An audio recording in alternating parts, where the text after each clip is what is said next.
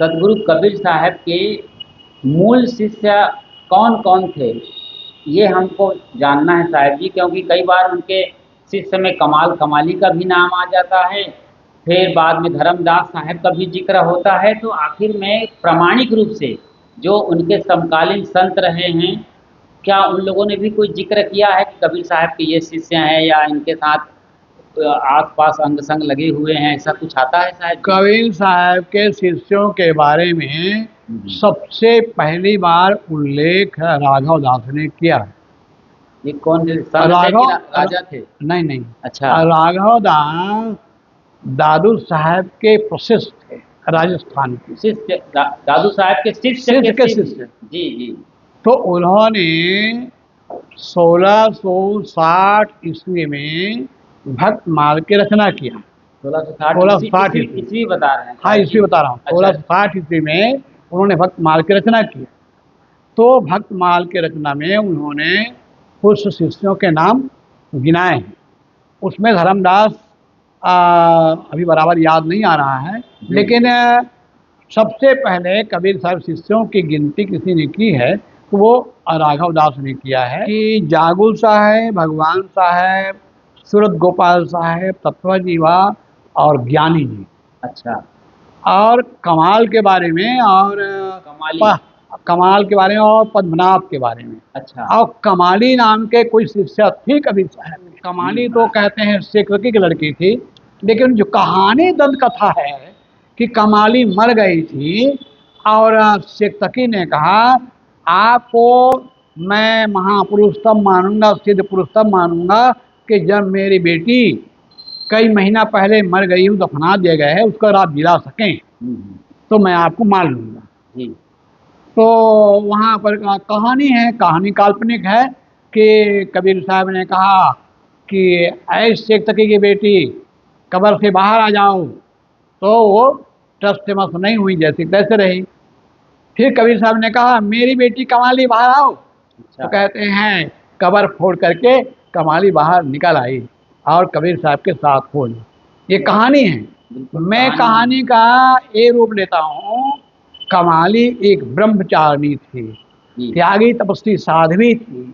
कबीर साहब के त्याग बैराग प्रभावित होकर के साथ में साधना करने लगी। इस प्रकार से इसको मैं इस प्रकार से मानता हूँ। इसी प्रकार कमाल के बारे में, कमाल एक युवक था जो कि कबीर साहब के खरे ज्ञान प्रभावित होकर के बड़े त्यागी थे वो जी। और कमाल जो है कबीर साहब के शिष्यत्व ग्रहण किया। कमाल वो नाम पुस्तक में थोड़ी चर्चा है, लेकिन हम जो कहानी है वो कहानी से मैं सहमत नहीं हूँ कि एक मुर्दा बहते हुआ आ रहा था तो शेखतकी ने कहा कबीर साहब ये जो मुर्दा बहता हुआ आ रहा है उसको आप जिला दीजिए। तो नदी में उन्होंने पुकारा है बेटा बाहर आओ। तो उठ करके कमाल आया, कबीर साहब प्रणाम किया और उनका शिष्य हो गया। तो ये ऐसा है साहब जी, मेरे ख्याल से ये मुर्दा जो बात आती है ना, मुर्दा का मतलब है कि ये अज्ञानी अज्ञानी, हाँ अज्ञानी को ज्ञानी। कबीर साहब ने अपने ज्ञान से उनकी चेतना को प्रज्वलित कर दिया है। ये तो सही बात, एकदम सच्चा ज्ञानी बना दिया। कहें तो अपनी भाषा में पारखी बना दिया, आत्मज्ञानी बना दिया। इतना ही है। और स्वाभाविक है वो शिष्य हो गए फिर उनके। इसका इतना ही अर्थ है। तो इस प्रकार से ज्ञानी जी जो है बहुत बड़े माने कोई राज परिवार से थे। अच्छा। और राज परिवार से थे और जो है साधु हो गए थे, लेकिन जहाँ वो दीक्षित थे वो गुरु के द्वारा उनको संतोष नहीं हो रहा था। जब प्रश्न उन्होंने गुरु से किया, गुरु उत्तर दे नहीं पाए तो कहा बेटा मेरे पास इसका उत्तर नहीं है, मैंने सुना है कबीर साहब आए हैं काशी से, तत्व जी के यहाँ विराजमान हैं, वही आपके शंकाओं का समाधान कर सकते हैं। फिर कबीर साहब पास आए हैं और जितनी उनके शंकाएं रही हैं सदगुरु कबीर साहब ने समाधान किया। जन ज्ञानी की संशय मिटा, सदगुरु मिले कबीर। अच्छा। ये ज्ञानी जी की पंक्ति है। तो बटक बीज के मांझ में अटक भया मन थीर, जन ज्ञानी की संशय मिटा, सदगुरु मिले कबीर। ये जो है अनेक ज्ञानी खुद कह रहे हैं कि ज्ञानी का संशय जब सदगुरु कबीर मिले हैं तो मुझे मेरे संशय दूर हुआ है, शंका दूर हुई है, अब मुझे मेरा जीवन जो है ज्ञान आलोक से कबीर साहब ने आलोकित। तो इस प्रकार से तत्वजीवा, ज्ञानी जी, पद्मनाभ और जागुर साहब, भगवान साहब, सूरत गोपाल साहब, ये सब जो है कबीर साहब के शिष्य थे। लेकिन एक बात और है, ये कहना चाहूँगा कि कबीर साहब के समसामयिक संतों ने इन शिष्यों के बारे में कोई चर्चा नहीं किया है। क्यों? पहली बात यह है कि समसामयिक जो संत रहे हैं, रैदास, सेन, पीपा, धना, वो तो कबीर साहब के प्रभाव से प्रभावित थे जी। और कबीर साहब गुरु रूप में मानते थे, कबीर साहब गुरु रूप में मानते थे। लेकिन कबीर साहब ने इन लोगों को शिष्य नहीं माना है। एक बात और है, उनको अपना मित्र माना है, अपना साथी माना है। जब रैदास के शंकाओं का समाधान हो जाता है तो कहते हैं आप में गुरु हैं। तो कबीर साहब कहते हैं नहीं, गुरु नहीं, हम गुरु भाई हैं, हम दोनों जो है मित्र हैं।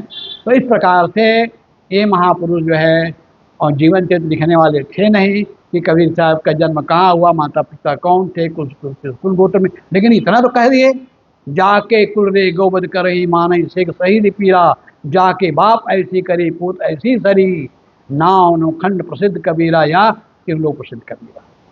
इस प्रकार मुन्ना तन्ना त्याग के चरण कबीरा, नीच कुल जोलाहारा भय गुनी गहीरा। कबीर जो है, जिसको छोटी जाति कहते हैं, नीच जाति कहते हैं, वहाँ पैदा होकर, वहाँ जन्म लेकर इतने महान हो गए, गुणी गहीरा, गुणों के गंभीर समुद्र हो गए। इस प्रकार से उनके समसामयिक संतों ने कबीर साहब की प्रशंसा किए हैं। तो इस प्रकार कबीर साहब के शिष्यों के बारे में इतना ही मिलता है। और धर्मदास के बारे में जो है, उनको जिंदा मिले थे, इसके बारे में हम डिबेट में पहले बता चुके हैं। यह मेरी पुस्तक सदगुरु कबीर धर्मदास का समकालीन में आप विस्तार से देख सकते हैं। गुरु जी तेरे भरोसे मेरा ये जीवन है, साहिब जी तेरे भरोसे मेरा ये जीवन है, तू ही मेरी नाव